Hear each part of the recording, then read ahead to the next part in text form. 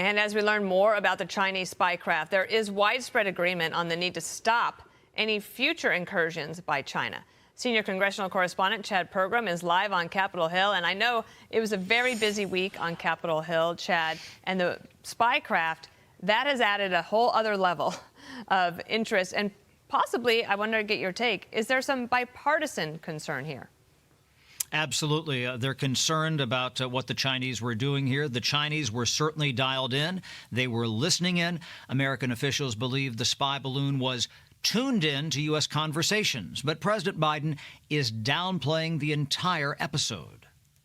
It's not a major breach. I mean, look, it's a violation of international law. It's our airspace. And once it comes in our space, we can do what we want with it. The balloon had multiple antennae to eavesdrop and soak up information. The government wants to know exactly what the Chinese heard. Until we actually have the hardware that was on that balloon, we can't say for sure. We can take some educated guesses of it, but you can't know for sure. That's why we should have shot it down as soon as it was approaching Alaska. China should not be able to send airships into our airspace. Apoplectic lawmakers pressed Pentagon officials about what the balloon was doing. They had questions about why the U.S. held off for so long before shooting down the balloon.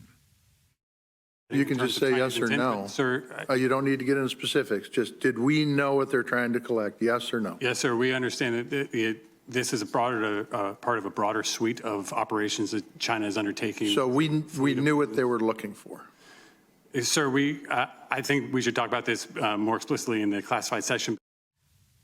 U.S. officials are now parsing the wreckage to decipher what the Chinese were up to, but they've determined the Chinese constructed the balloon with Western parts that had English writing. It's understood that the manufacturer of the balloon has a direct relationship with Beijing. Dana? All right, Chad Pergram on Capitol Hill. Thank you.